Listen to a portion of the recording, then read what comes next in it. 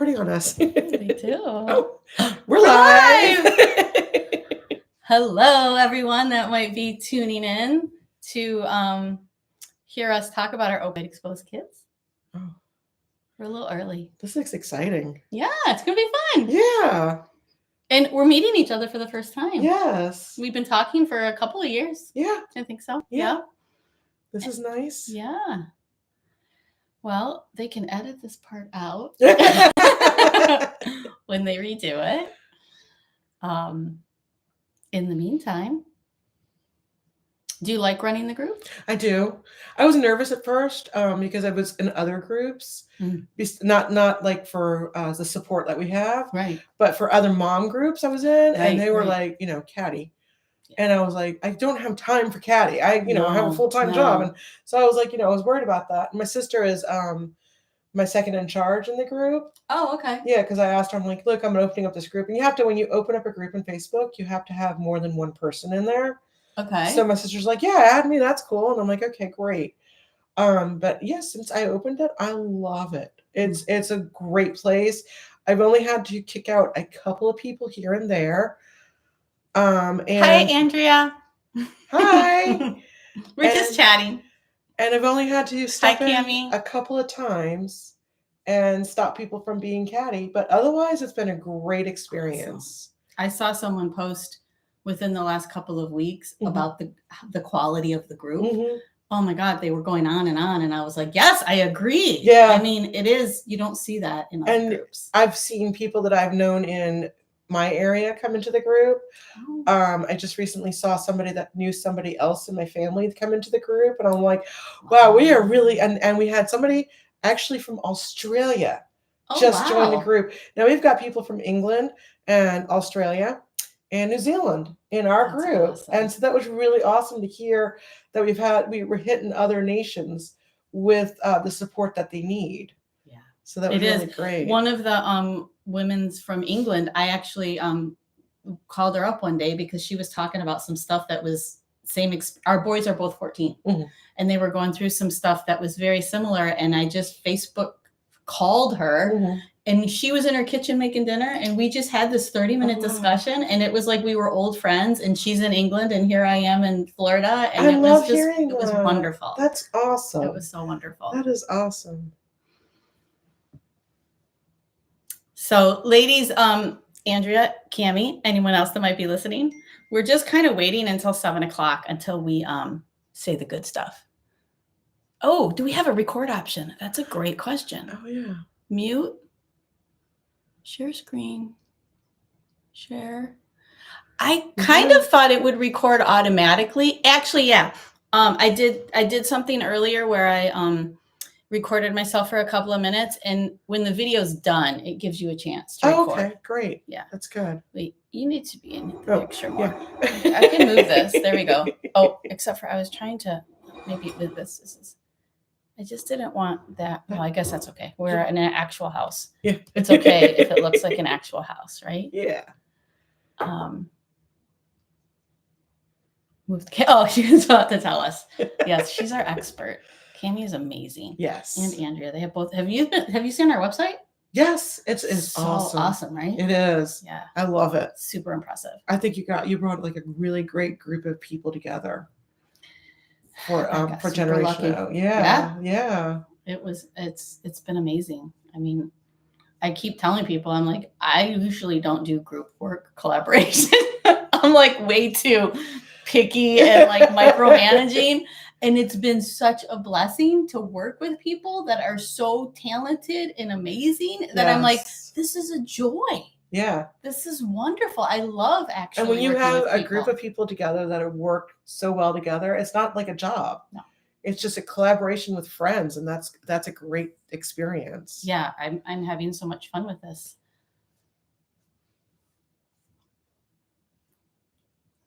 Can you tell I'm nervous?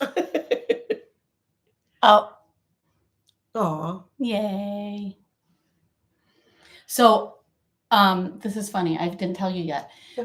So you had asked me about doing this event in December right. in this area. Right. And I said, well, I have kids on both sides of the state that particular weekend doing Right. dirt biking and lacrosse, but like you could just do it by yourself if we had like a table and supplies and whatever. And we don't have that yet, right? Right. Okay. So the other day I talked to this woman who's a researcher at West Virginia University, and she told me about a symposium coming up next month in West Virginia.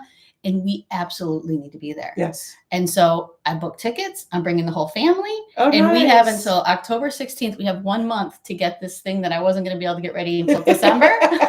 We're going to get it ready to go to West Virginia. Awesome. And so maybe we can do the December thing after all, because we're going to have like a portable exhibit setup. Oh, that's I don't know great. what it's going to be yet. We're going to work on it next week. But so actually, and being able to do it local is great, because we have new foster parents coming in local that will be joining that group that day. And so being able to explain to them what we do and have the support that we are out there for with them would be great to do, because then we can get to them immediately upon becoming a foster parent. That's awesome. Yeah. That's so awesome. Well, yeah, I'm going to have to circle back to that. I probably won't remember it by the end of this hour, but remind me and I'll send in the reservation. Yeah. If you want. Are you okay doing it by yourself? I'm great. Okay. All right. Yeah. Because we'll have whatever kind of display. Because we're going to be at that it's the BC FAPA snow party, in case anybody in Brevard County is going to be there. But yeah, that's what it is. And we're going to be there. My son is he doesn't know, but he'll be very excited to know that he's going to be playing in snow for the day. Yay! We don't get snow in Florida very often. No, and he keeps asking me, when are we going to see snow? I keep telling him, I don't know. December 5th or whatever the day was. We can tell. All right, we got a couple more minutes. Okay. And even if people don't log in, I guess, you know what? I can edit this afterwards, and I'll edit this front part out before we post it, because then when we post it in the group, we'll just do it from the 7 o'clock on. Okay. Girls, you want to see? Look, here's the bow tie dog. He's wearing. So cute. Okay, there he is. There he is with his bow tie. Hello, bow tie. Okay, she's going to post in the group saying, okay, get your butts over here. Well, we have 5 people now. So, hi, everybody. Oh, I didn't even see that. Yeah. All right. Where do you see? Up top. Oh, yeah. Okay. Well, I'm glad that those of you that are taking the time to join us are here. Thank you. We will start in 1 minute. Oh, my goodness. I forgot what this thing was called. Do you remember what it was called? Here we go. No, that's not it. Welcome, everyone. Welcome. Thank you for joining us. Yes, on this Sunday evening. And if you're watching the rebroadcast, we're glad you're here. Yeah. I'd like to introduce to you Janine Norden. Hi. She is the founder of the Facebook group that many of us have met each other on. It's a private NAS Facebook group, and she formed it in 2017 when her son was 7, and he was a baby. Oh, he's a baby. Yeah. Okay. He was a baby at that time. He's 7 now. He's 7 now. So when he was a baby, she really had a lot of questions. How do you raise these opioid-exposed kids? And as we know, there's not much information out there. So she formed this Facebook group, and we're up to over 6,000 people now. I know. I'm so excited. I was so excited when we hit that. I was like, yay! And this is Lynette, and she runs Generation O, and she brought together a great bunch of people to work on Generation O and to bring support to others that are not part of the NAS support group on Facebook. Yep. And we will be recording this broadcast and may share it. Please keep this in mind if you do comment. We will do our best to see your comments, but sometimes they do fly by quickly. So we are parents and caregivers, just like you. We're raising children exposed to opioids prenatally, and we understand your journey because we're living it too. Generation O was born from our shared experiences, challenges, and hopes for our children's futures. We have chosen to launch this brand new nonprofit venture here first amongst our peers. We know that there are things only parents of opioid-exposed children can relate to. And we believe trying to help the next group of moms who have exposed babies that are just now being born may be one of those things. So how can the general public or others that want to help, how can they help us? Well, there's lots of ways that they can support our national organization. The easiest way is to give cash. My favorite present. So if that is the way that you want to support us, you can go to generationo.org and you can choose any amount to donate. It can be a one-time donation to help fund the online directory that we're building, or you can donate monthly to sustain the educational outreach programs that we plan to build. And what was that site again that we can go to? generationo.org. And can others volunteer to help us? Sure, that's another way to help build the national organization for opioid-exposed children. Also at generationo.org, you can click the Get Involved tab. It's really cool. There's a pull-down menu, and you can say, well, I'm really good with social media, or I like to find grants, or I just want to do data entry at home when my kids are asleep, or I want to write a blog. Whatever you want to do, you just click that, and then we'll get you involved in the organization. That's great. So if people don't have a lot of time to volunteer, if people don't have a lot of time to volunteer, is there something else they can do? How about, what can they do to help out in any way? Well, I'm glad you asked, because we have a campaign that we're introducing here tonight. It's called the Pearls and Bow Tie campaign. And for the month of October, we're going to be raising awareness for opioid-exposed children through this campaign. And this is going to help our kids how? Well, bringing awareness to the long-term effects of prenatal opioid exposure is super important, because as we know, society doesn't even realize our kids and their families have these challenges. Nope. And well, I definitely agree with that, having the challenges myself. But how does wearing the bow tie or the pearls work? Well, do you currently wear pearls every day? No. I'm not fancy. Neither do I. So if you started wearing pearls every single day for the month of October, or say someone you knew started wearing wore a bow tie to work every single day, do you think someone might make a comment? Oh, definitely. Perfect. So this is what you do. When they make a comment about your pearls, you tell them that you're supporting opioid-exposed children, and you can tell them about Generation O and that these kids are out there and that they have challenges, and that their parents or their caregivers have challenges also. So that sounds really great. But what do we do if people don't have pearls or bow ties? Oh, if you don't have a pearl or a bow tie, generationo.org. Go on there, make your $25 donation, and you will receive this package in the mail. Let me show you what's in it. We have one bow tie. We have one string of pearls, and we have a card that tells you all about the campaign. It even tells you things to say when people make comments about your, and it shows you all the information you need about the campaign. And so since we're starting in October, you can go and place your donation now.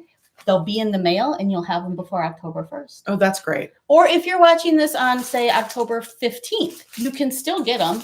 And you can wear them for the rest of the month at any point. They'll be available for the whole month of October. That's great. Pretty fun, right? Yeah, that sounds great. Okay, so we know why the people are really here. They want to hear about us and our kids. Oh, my goodness. Janine, what's your story? Okay, well, my son came to us through foster. He was 3 weeks old when he came out of the NICU. And they told me he was drug exposed. And I said, well, what do I do with that? And they said, just TLC. You know what TLC is? It's just lots of love. Mm. But when he came home, he was crying and screaming and in so much drawn up pain that I didn't know what to do. So I started, of course, what do we all do? Google. And that just made me confused even more. Mm-hmm.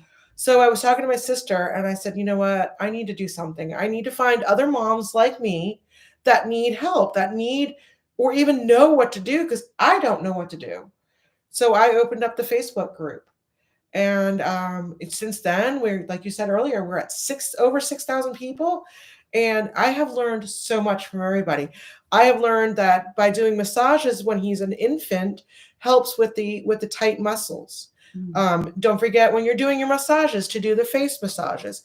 I didn't do that. And then I found out that his muscles were not just tight throughout his body, but his mouth also. So I had to teach him how to chew. Wow. Through going through speech therapy, he learned how to chew. I would think that's an innate ability. No, we actually had to teach him. Wow.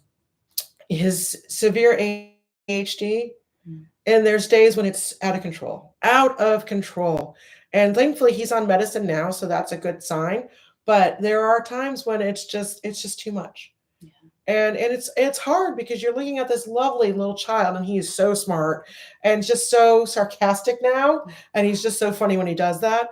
But it's hard because I love him to bits and pieces, but the exposure of the drugs has changed his brain chemistry, and that's what other people don't understand. That's not in our community. That when I say they changed the brain chemistry, it's now considered a trauma brain. Mm-hmm. And it takes time for him to process what other people are saying to him.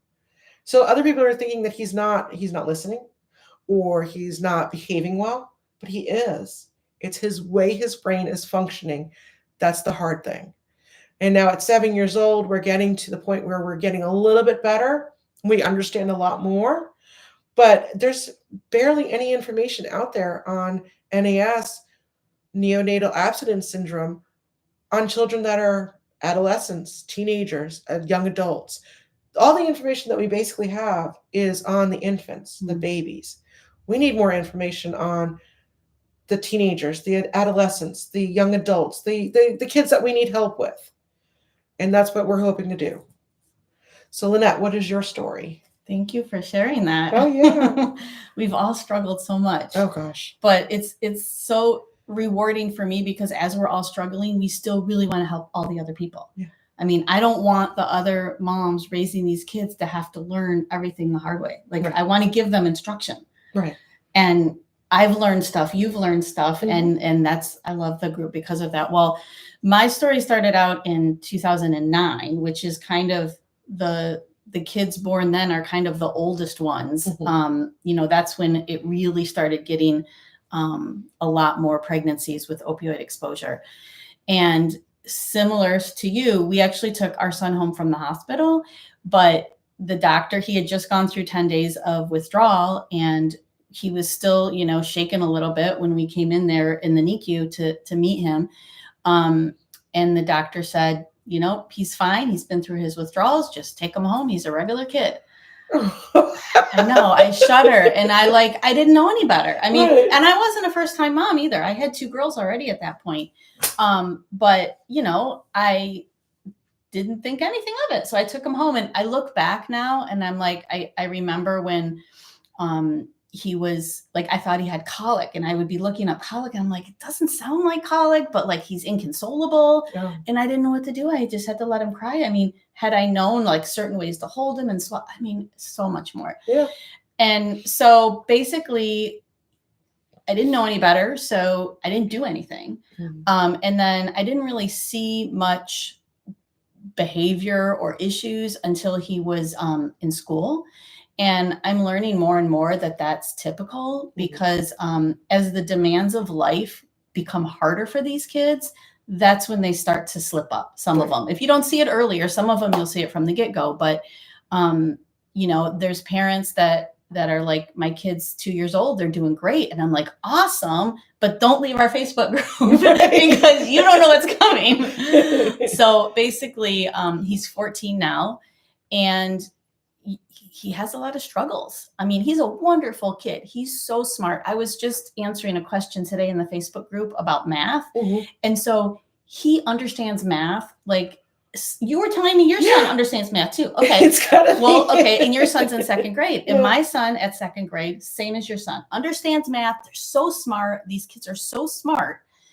But when he got into 3rd grade, they started the speed drills for the multiplication tables. Oh, goodness. And so he knows his multiplication tables, but when you put a clock on him, mm-hmm. You take the slow processing And you combine that with the high anxiety that these kids have, and he can't perform under a clock.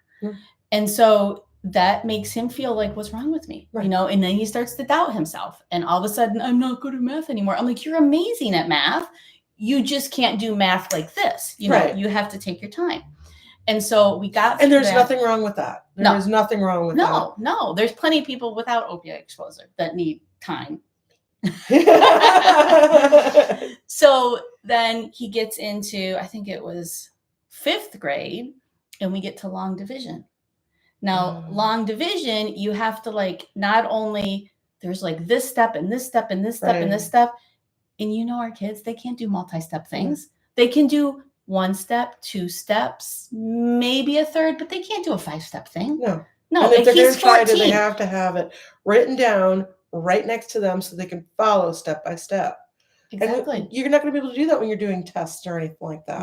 No. And I mean, he's 14 and he's still very smart kid when you have a conversation with him, but he still can't do long division. And it's not only the multi-step, but a lot of our kids, and I think this is related to the optic nerve damage and the vision stuff, but they have dysgraphia where their handwriting is really messy.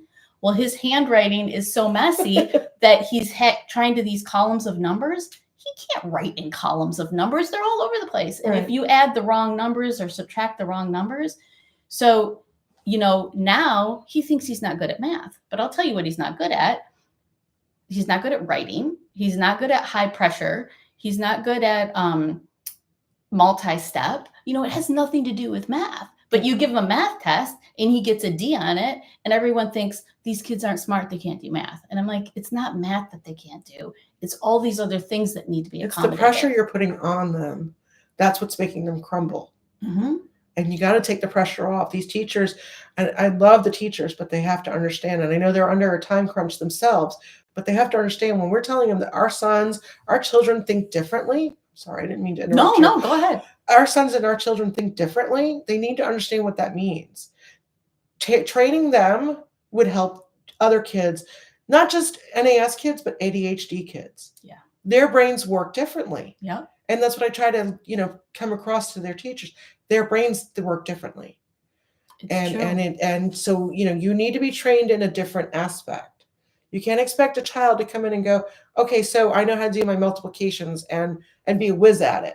Yeah. Because it's just not going to work. Yeah. It doesn't matter how much he stays home and practices and does flashcards. He can only produce so fast. Right. It's not going to change. Oh. And it's very similar with the behavior, because their behavior is coming from a place where the brain has been injured. The brain has been injured. And so their behavior is coming from like a fight or flight stance. Yes. And it's not that they can't behave or that they're too crazy or that they want to, it's just that they can't handle it stuff. They can't, I was again reading earlier today. And so in the brain, when the baby is in utero and opioids come in, that's a very stressful thing for that infant. And so depending on how many times, over a 9-month pregnancy, how many times are they going to be exposed to opioids? Every time they do that, their body is under all this stress. Well, fetuses aren't made to be under stress. No. They're made to be under this very relaxed, happy little place. But if they're being attacked with the stress over and over again, it actually makes their nervous system, it changes it. Right. And so like they come out and they have a changed nervous system, and there's things we can do to help them, but there's ways in which it's never going to not be. It's never going to be normal again. Right. It was made in a certain way under a certain condition, and there's things we can do to help it, but it's always going to be like that. And so my son has been in fight or flight for pretty much 14 years. Yeah. And there's been some therapies we've done and some things we've done that have been helpful to him. But overall, that is his natural body's way. Like that's his equator. So my 14-year-old, I learned a lot going through like figuring out what's wrong with him. And I like reading the scientific reports. So I learned all this information. And then our life had all these events happen, and it just so happened that we got another opioid baby in 2020. And we took this one home from the hospital. And as much as like I was like, oh my gosh, this is another child, I felt like it couldn't have been in a better home because I just had a head full of what to do with the baby. And science had caught up a little bit by then, and medicine had caught up a little bit by then. And early intervention, like everyone knew in 2020 that that's what you do for these babies. Mm-hmm. So he went immediately to early intervention. And for the first 3 years of his life, we got occupational therapy twice a week. We got physical therapy twice a week. I was watching those women come into my home and work on him. I could see parts of his brain being rewired. And I know that sounds weird, but knowing what is going to happen if they don't do that, right. And like knowing what, yeah. And it was just like, he still has struggles. He still has parts of him that we're going to have to deal with. Right. But there's parts of it that my older one has that he doesn't, because that work was done early. And we had really good therapists and they worked him really hard for the first 3 years. So when he turned 3, we had to switch to the school system, and they evaluated him and they're like, he's perfect. He has nothing wrong with him. Oh. And so although that was something to celebrate, I know what's coming. Right. And I'm like, please don't take away my services. So now he's 4.5 and we're discussing getting services again. Oh, good. Oh, good. Because, there's things that they're going to, he is great. You wouldn't notice, like, he doesn't stand out in the classroom of 4-year-olds. But neither does my 14-year-old. His stuff it's way worse at home. Mm-hmm. It's, that when they're at the place where they think they're safe. Exactly. I was gonna say. That's where I've described it before as it's similar to living with an alcoholic. Yeah. Now, I'm a recovered alcoholic, so I feel comfortable saying that. But you don't know what you're going to get from one day to the next. No. And it's the moodiness, and it comes from his fight or flight. Yeah. He doesn't want to react to every single pick up your shoes. He doesn't want to scream at me. He doesn't want to say no, but every ask is an attack to him. Mm-hmm. And so if you feel like you're under attack 24/7, of course you're going to act that way. Right. And so as a parent, I've learned how to handle him. And so with my younger one, I don't give him things that he can explode to. Right. So it seems like he's doing a lot better. Right. But really, it's just because I'm parenting him different. Right. You know where his limits are. Exactly. Where the boundaries are with the way his brain works. So not to incite that. So that's one of the things that's I'm so passionate about getting into the hands of all the other caregivers of these kids. Right. It's a whole new way of parenting. Yeah. This is not in the parenting books. Neurotypical kids don't need to be parented this way. Nope. But ours do. And if you learn a different way of parenting their different brains, you'll get so much better outcomes. Yeah. Otherwise, the kid is going to stay in that what's the word that they always, the ODD, defiant. They're going to stay in that defiant place, and they're not being defiant because they want to be defiant. It's just, that's the only way they can react to all of the stuff coming at them because of their dysregulation. Right. Yeah. And speaking of dysregulation, during the first week of school, my son was so dysregulated in the morning because it was a new routine. And we went back to, during summer, he was doing camp. So it was like, let's get up leisurely. Let's do this leisurely. And then school started and it was like, whoa, he was jumping off his bed. He was running around the house. He's like, I'm not getting ready. Da, da, da. And I'm like, okay, we need to approach this differently. We cannot just jump into school. We have to say, okay, we're going to get up 5-10 minutes earlier. So you can have your 5-10 minutes of dysregulation. Yeah. And then we can calm down and start. But it wasn't like you could just say, calm down. No. You can't do that because that's an attack on them. It is. That's us attacking them. And I don't even calm down when someone tells me to calm down. No. And so it wasn't even like I could say, okay, let's get your underwear on. Let's get your pants on. Let's get your shirt on. I had to say, okay, in 2 minutes, we're going to get your clothes on for school because today is the first day of school. Today is the first week. So in 2 minutes, you've got 2 minutes to just sit here and think. and or sit here and run or whatever the case may be. I find with him, if I let him have 5 minutes of just him time right after I wake him up, it's so much easier on all of us. And so that's what we do now is we have 5 minutes of him, just him time without mommy and daddy being in there. And so he can have his 5 minutes of peace and quiet. And he needs the TV on. He needs a background noise all the time. Yeah. So I put the TV on for him and he has his 5 minutes. Now I'll go in there in 5 minutes and he'll be like, 2 more minutes? Nope, I'm sorry. You had your 5 minutes. We're over. It's time to get ready for school now. And that seems to have helped his dysregulation. But man, that first week of school, that like to kill me the way he was acting and everything. And I'm like, oh, I don't know if I'm going to be able to get through this. Yeah. And he's only in second grade now. And I was like, I don't know if I'm going to do this year. I don't know. And as soon as I realized Lynette brought in the dysregulation to me, I didn't even think of that word. And until I realized that he was dysregulated, that's when it changed. That's when I was like, so I changed my thinking to help him. Yes. Yeah, and that was the best thing. Right. He's going to be, And that was the best thing for our relationship was for me to change the way I think, the way I approach him. Instead of approaching him as a neurotypical child, I approach him as who he is. And he is an individual. He is unique, but I have to approach him as an NAS child, as a child that has a different functioning brain. Yeah. I find the transitions are the hardest. It can be an easy transition during the day from like, okay, now it's time for dinner. Like my two boys, they really struggle to sit at the table. And a lot of that is their sensory stuff and, the hyperactivity, but even like getting them from whatever they're doing to the table, like that's a transition. Right. And they need a warning. Okay, 5 minutes until dinner comes. But also the transitions from summertime to school time. Yeah. Or I hate this breaks during the school. We get a week off for Thanksgiving and like it's the last couple of days of the school year and then the whole Thanksgiving break and then coming back. It just like messes them up big time. And, that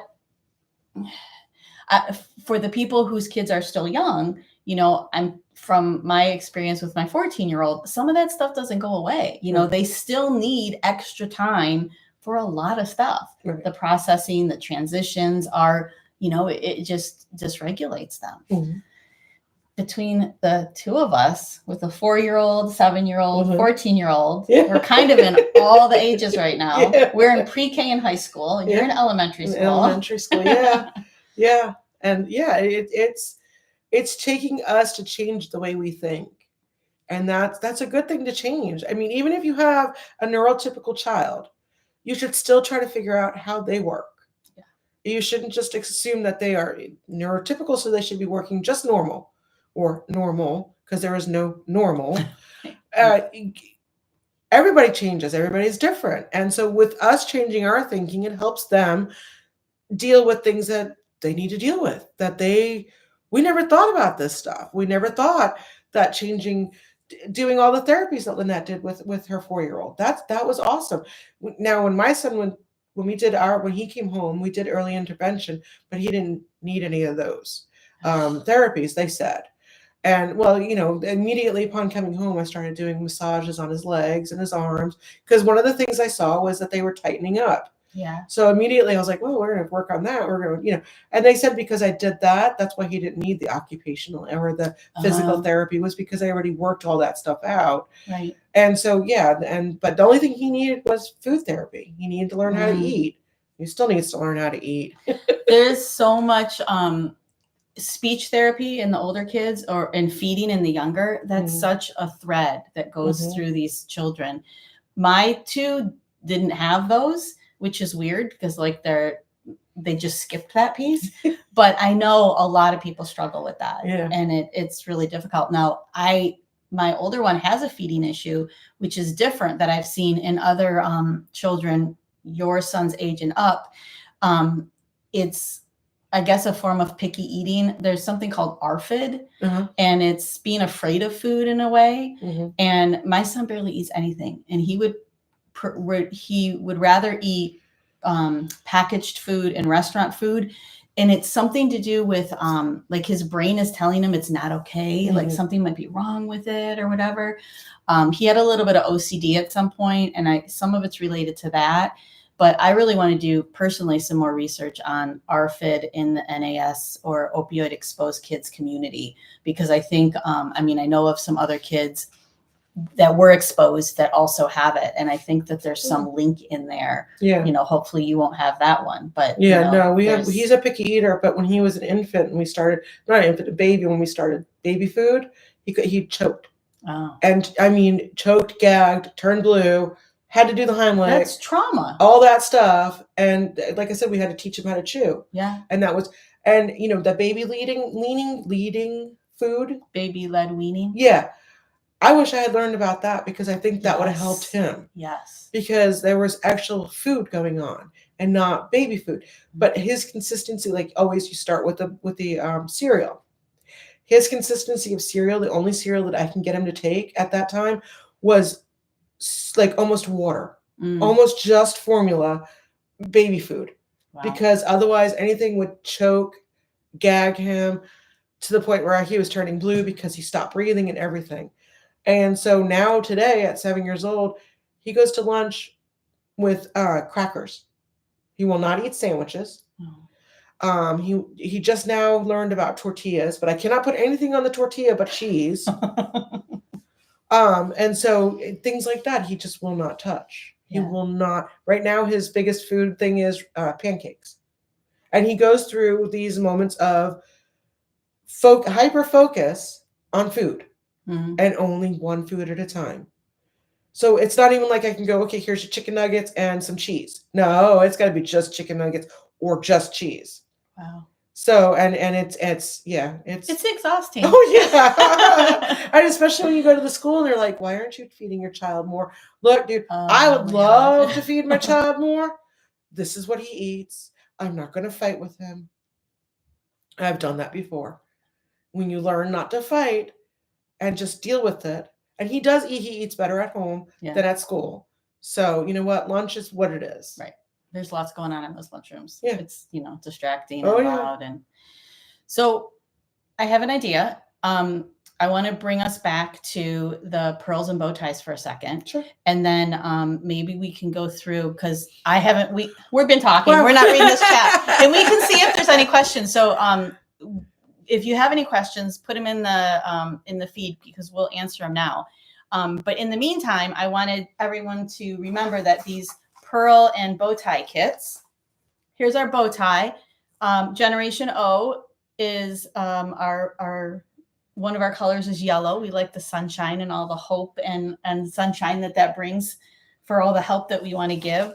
But this is the packet you'll get with a $25 donation, and it will have a bow tie and a string of pearls and a little card that helps you talk about what to say when someone says, why are you wearing pearls every single day this month?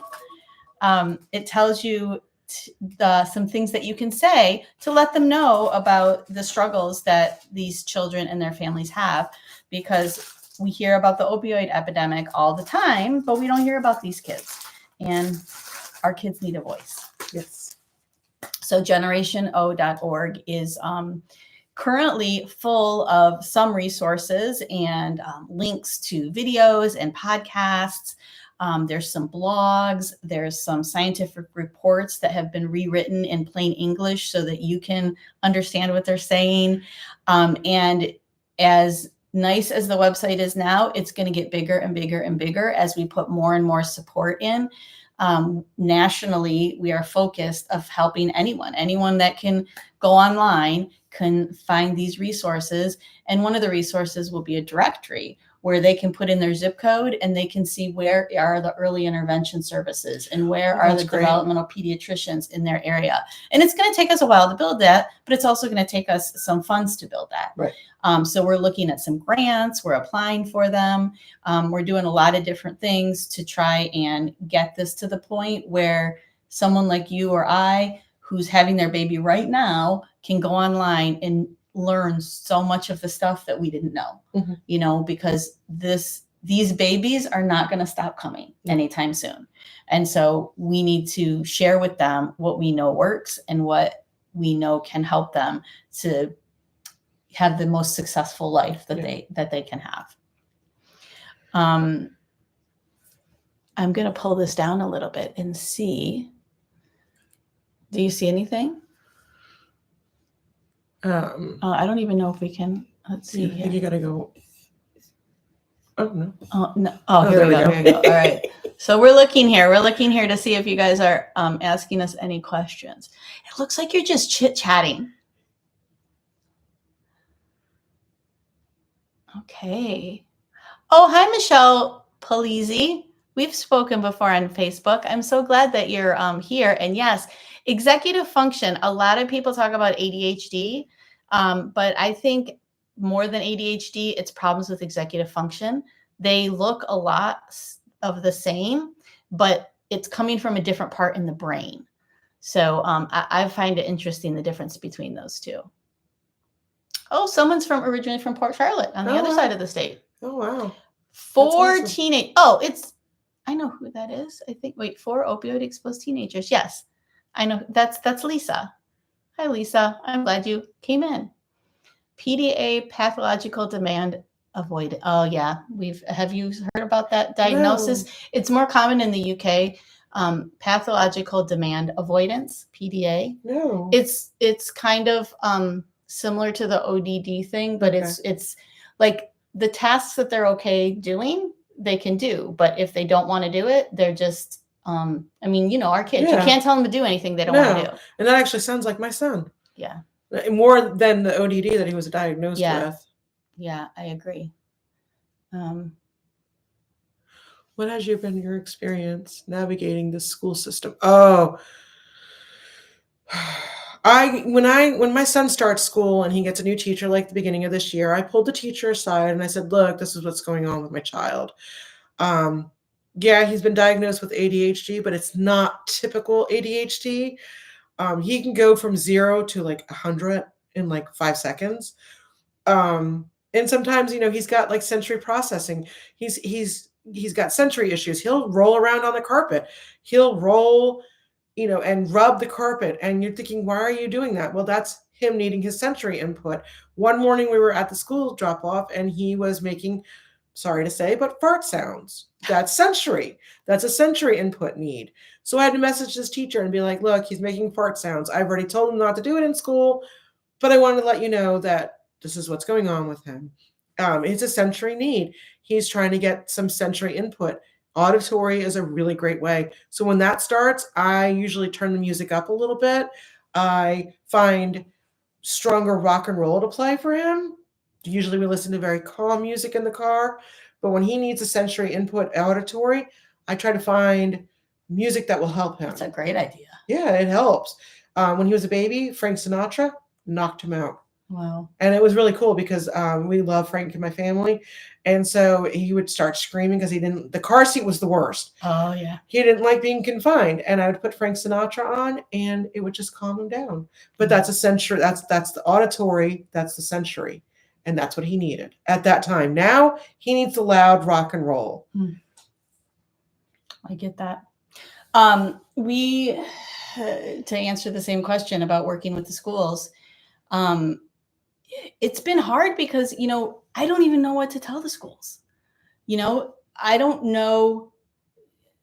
My son can't really do school in the way that school is done.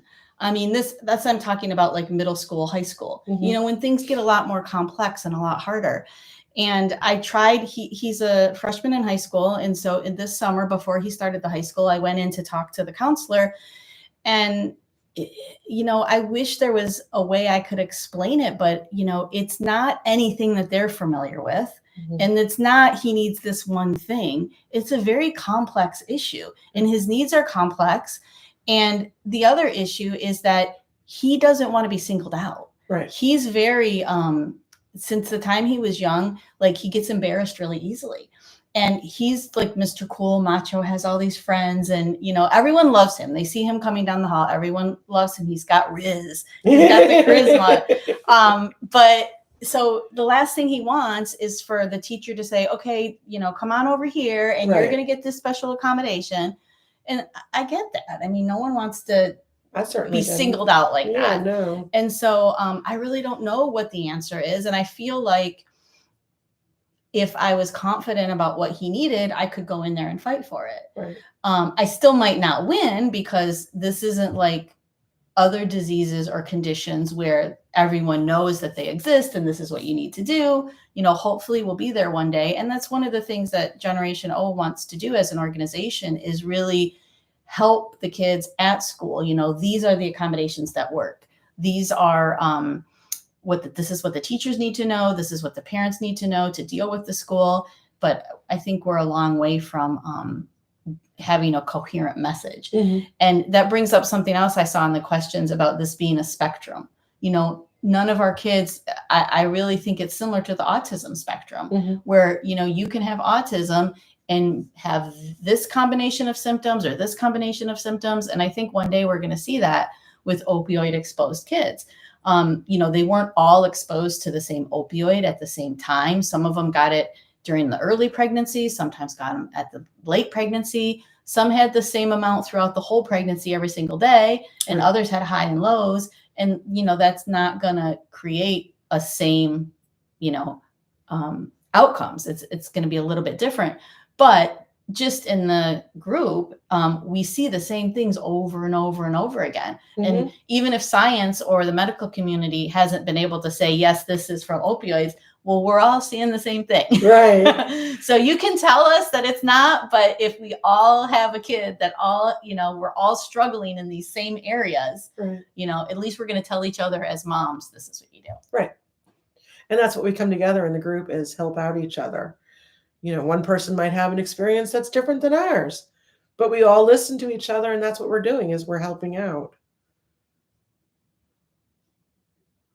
Yeah, I think they're helping each other out, which is nice. It's just like your group. Yeah. On the Facebook page. That's great.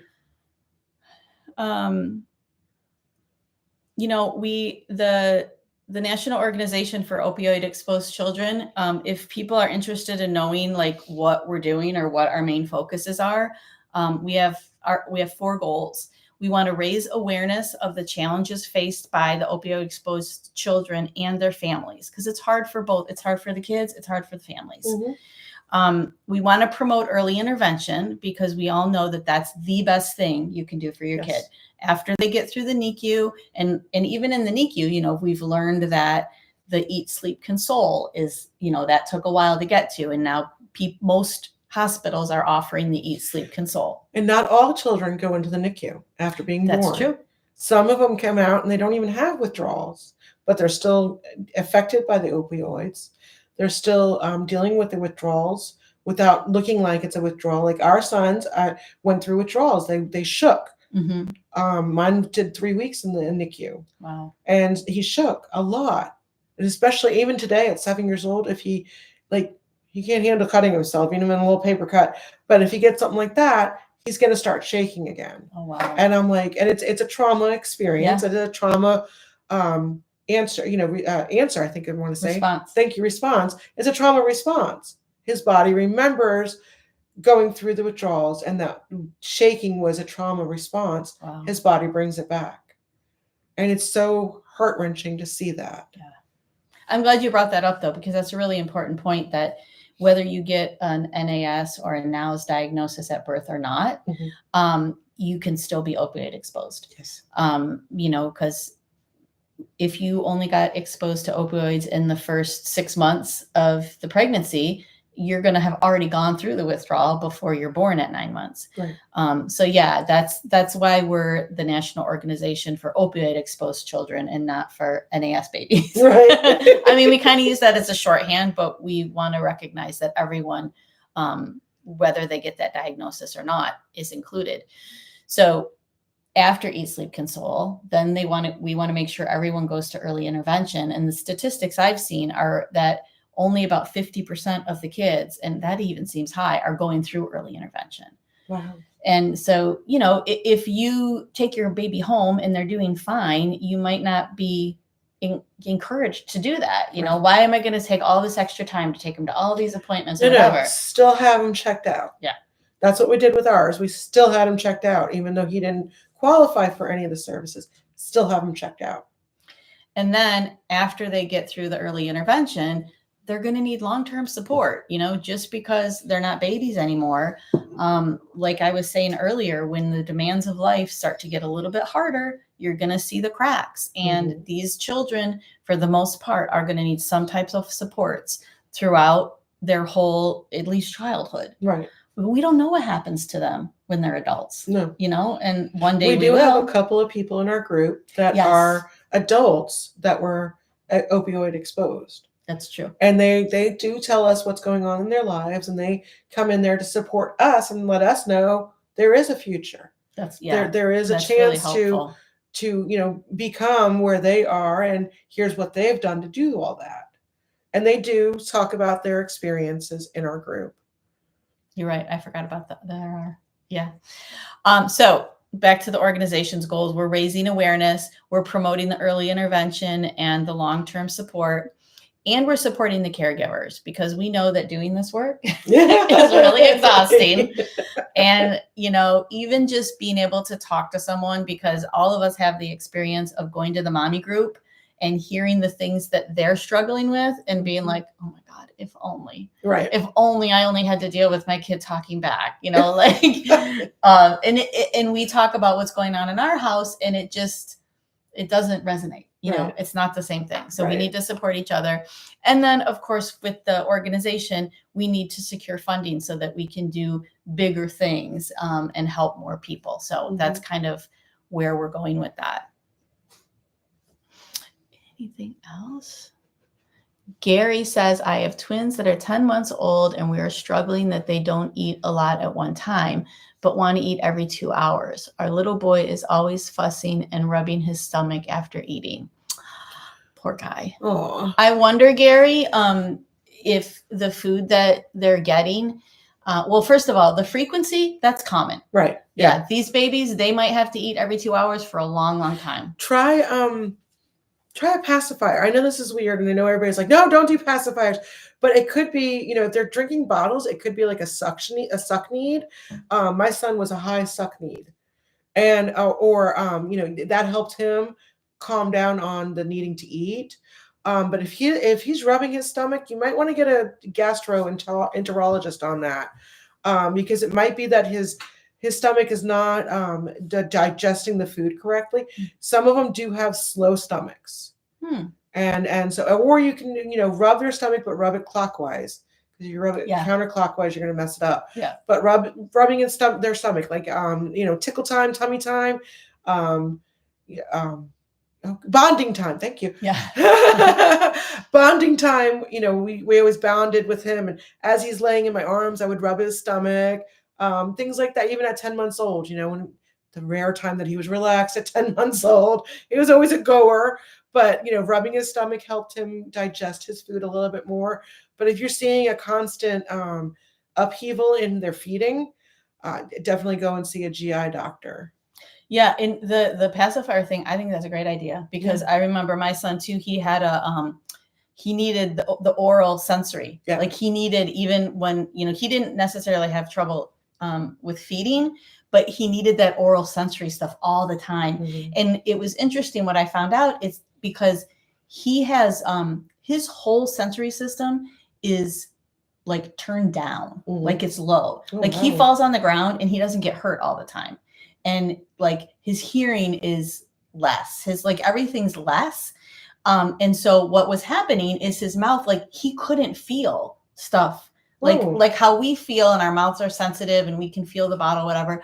He didn't have that same sensitivity. So he needed more stuff going on to feel the same of what we feel. Right. And so that, and also a lot of these babies seem to struggle with dairy. I'm sure at this point, 10 months, you may have already tried other formulas and things like that. But, you know, they come out with their guts are messed up. Yeah. You know, their guts are messed up because not only the opioids, but all the antibiotics they get, because we know when they come out and when they're in the NICU and everything that's going on, these kids get more antibiotics than a kid who doesn't have to go through this would get. Right. And that just kills all the good microbiome stuff in the gut. Mhm. And so long term, these gut issues, the gut and the brain talk to each other. And, you know, if their guts are messed up, then it translates into stuff going on in the head. And it's like a whole thing that, you know, there's a lot of gut stuff in there. So I don't know how deep, Gary, you want to get into learning about nutrition and gut biomes and stuff like that.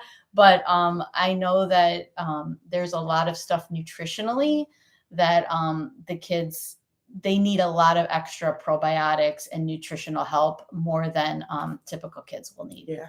He says he's got an appointment with his doctor tomorrow, with a pediatrician for it tomorrow. That's great. Yeah, definitely let the pediatrician know. And, you know, if they're slowly eating, or, you know, you said they're eating a lot, let them know what the bowel movement is like too. Because I know with my son, even at 7, I can't, he has to like literally sit on the toilet for a while before anything good will happen for him. It took a while. Because of everything is slow? Yeah. Wow. He's got a slow digestive system. Okay. Yeah. The other thing I would say is, you know, normally we go to our pediatricians first, and hopefully you're in an area where the pediatricians are used to dealing with these opioid-exposed babies and have a little bit of helpful advice. But I know a lot of us find that our pediatricians, they just don't know what to do with these kids. Where I live in Florida is not a very high opioid-exposed children region. Like, Yeah. Other drugs are issues where I live. And my pediatrician, I love him to death. I've been with him for almost 18 years, but I do not ask him anything about opioid-exposed kids because he has no clue. You know, he wasn't trained on it. He's not seen a lot of them. And so if whatever your pediatrician says doesn't feel right in your gut, it's okay to get a second opinion. And that's what another thing our organization wants to do is to help, you know, get some of this stuff in the medical school curriculum so that they can know about these babies. And I was lucky. My pediatrician trained in the NICU with opioid-exposed babies. That is lucky. So she knew, like, we saw one pediatrician, and at 3 weeks old, we were swaddling, which is the best thing for them. Come to find out, when they put their hands by their face, it's a soothing mechanism. And so when he was swaddling, he was putting his hands up here. And we had one pediatrician tell us, well, he's 3 weeks old. He doesn't need to be swaddled anymore. I was like, but he was, you know, born like, no, he's okay. So then I switched to the other pediatrician. She's like, continue swaddling. It's the best thing for him. Wow. And I was like, see, when you have a doctor that knows, it changes everything. It changes everything. So yeah, and we do have nurses and other pediatrician. We have actually a pediatrician in our group now. Yeah? Yeah, she joined the other awesome. couple weeks ago. Yeah. That's awesome. So we've got about 10 more minutes. Not that we have to go on and on. I hope that you guys are enjoying this. Oh my gosh, Johnny! Yes. Hi, buddy. I love you, buddy. That's awesome that you came on to support your mom. Yeah, and he's so awesome because I went to a conference once that I brought him to, and he was able to identify himself in the room as, you know, he doesn't always love that I talk about his details, but he knows the reason behind why I'm doing it. And so thank you, buddy. I love you. And tell your other little brother that I love him too. Oh. So what else? Oh. Is there a way to search for a pediatrician that has this training? I wish, Nicole. I wish. I think that's part of the directory that you're creating is making it to where we can search for other pediatricians. I wish that there was a way. Yeah, not a lot of pediatricians are acknowledging the NAS. No, and a lot of it has to do with where you're at too. Yeah. You know what, and where they came from, where they trained. Oh, developmental pediatrician. Yes. Have you Mhm. ever seen a developmental pediatrician? No. So the I don't one think that we I have one up by us. you might not. They're pretty rare. Okay. And I see Cammie chiming in there that she has one that and you have to a lot of times wait a long time to see them. Mhm. The one we saw was amazing because he was very, very experienced and he had gone through the crack baby epidemic Oh, wow. in the 80s. Oh, yeah. And he got interested in substance exposed babies back then. And so he just looked at it in a whole different way. Mhm. Like he knew that he didn't really care what substance it was, but he Mhm. knew that that was going to cause issues in the brain. And so he fixed the problems by looking at the whole kid. And it was a lot of detoxing the kid and giving them a lot of supplements to, because they come out without all the right stuff. Mhm. It was just a whole different way of looking at helping the child, Mhm. different than how a pediatrician would do it. Unfortunately, it's this particular pediatrician, he specialized in autistic kids, and there is a lot in our area of those. Mhm. And he just got way too busy, and so then his rates went way up because he was so busy. Oh, and yeah. it just, we couldn't afford to go there anymore because it wasn't covered under our insurance. But Yeah. if you can find one and if they're covered in your area, definitely. Now, isn't that interesting that in the 80s, they were dealing with this? Yeah. And we're still fighting for the acknowledge of our children. We're still fighting. And whereas, and not to take anything away, but the fetal alcohol has been around and acknowledged since I don't know when. They've been since the 70s, I would 50 say. years. They've been around for 50 years, 51 years. Yeah. And whereas, we're right there with them and we're still fighting for the acknowledgement and the support and the training and the teaching of our children. Well, I know there's a couple of big scientific studies right now because unfortunately, since there's so many of these children, they've been able to do some bigger, longer range studies. Mm-hmm. And the ones that I'm aware of, the results haven't come out yet. Okay. But I think that it's going to take, there's certain powers that be in governmental organizations and stuff, they need the science to say it before they're going to move. Well, of course. Which is unfortunate. And here we are in the meantime, just trying to help our kids, get through the day. And what we haven't talked about yet is how poorly these kids sleep. Oh, forget it.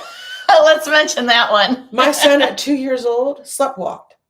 He still does. He still does. And he sleep talks, which I whatever, I do that. But he sleep talks, he slept walked. He's all over the bed. Oh. He one night I went in there to check on him and his bed is, normally this way and he was facing this way. His head was against the wall and I was like, that looks uncomfortable, but okay. Yeah, no. No, my 14-year-old, he's there's circadian rhythm issues that can come along where, he's a very active outdoors kid and he'll do everything all day long. And then he goes to fall asleep at night and he just lays there awake for hours. Mm-hmm. And I feel so bad, but he can't fall asleep. Mm-hmm. And we've tried magnesium, we've tried this, we've tried that. We're currently CBD gummies are working. He doesn't necessarily feel that he's getting more asleep, but we're doing some testing with some brain stuff we're doing right now. And his brain is sleeping better. Okay. Whether he feels it or not. And I see a change in his mood too. Okay. I see him a little bit more happier and willing to, participate in life. Yeah. Melatonin and magnesium seems to be working right now for mine. It's just getting him to take that. Oh, yeah. He won't swallow pills. So his ADHD medicine that he takes, I have to literally crush it up and put it in a little bit of milk for him. Oh. Well, and he doesn't take regular milk. He has almond milk. Okay. Because he's lactose, as we were talking about earlier. Right. He's actually lactose intolerant, but he's the opposite of what you would think a lactose intolerant child is. Instead of going too much, he doesn't go enough. Oh. It binds him up. Okay. And so he has to drink almond milk. So every morning he gets a little bit of almond milk with his pills, and that's the only way I can get him to take his medicine. Wow. Yeah. Wow.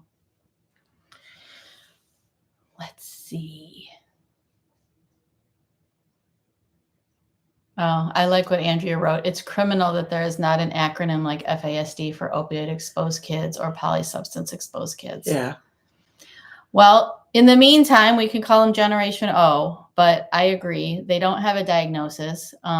There are some states where being born with the diagnosis will get you things, but there's so many kids that don't get the diagnosis that are still opioid exposed. And then there's also plenty of states where having the diagnosis doesn't get you anything. So we're definitely not all on the same page. Judy, my son actually takes the melatonin that is a chewable, and that seems to be working. His chocolate milk or regular milk is only in the morning when he needs to take his medicine for the day. He's on 2 different types of medicine for his ADHD. So and I can't get him to swallow it, so I have to crush it or open up the tablet and put it in to his milk. But yeah, no, it works, but he doesn't get that much because the sugar in the chocolate milk. But did you know that sugar works differently on my child? Really? Yeah. Like everybody giving him chocolate and candy, he'll maybe spin up for like 5 minutes and then he's calm. Wow. And it's very interesting to see him act like that. And so everybody's like, oh, I'm going to give you chocolate. Go right ahead. Go right ahead. You're going to spin him up for 5 minutes and then it calms him down.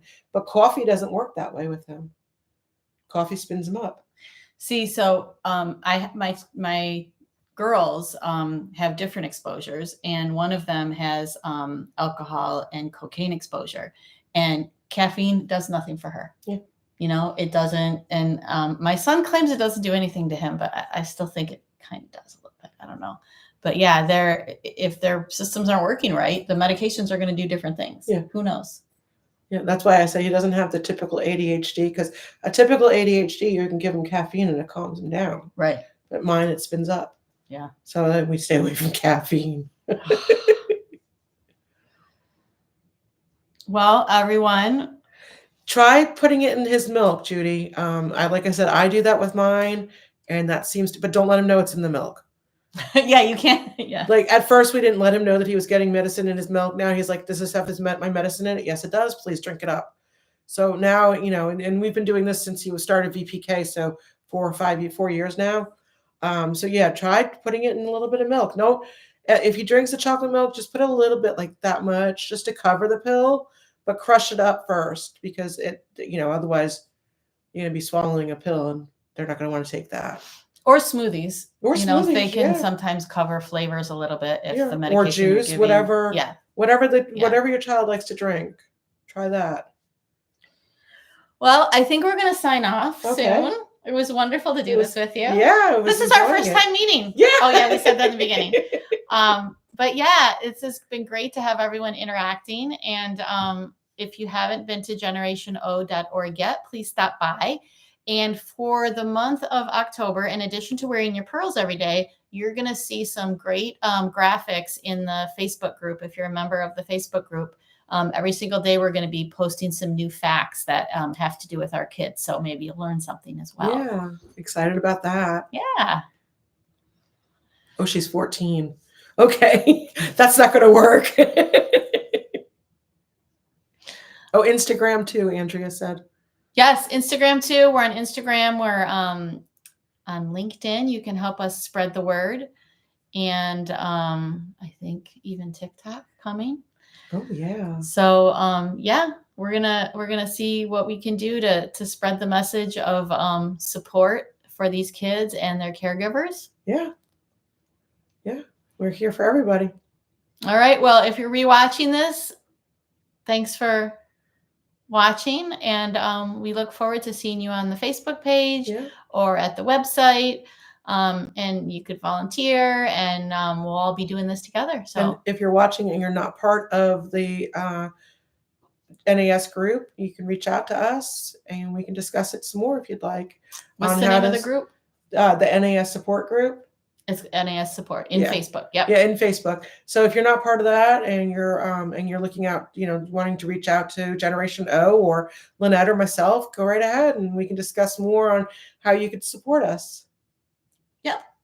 All right. We're going to sign off. Bye, everyone. Bye. Thank you.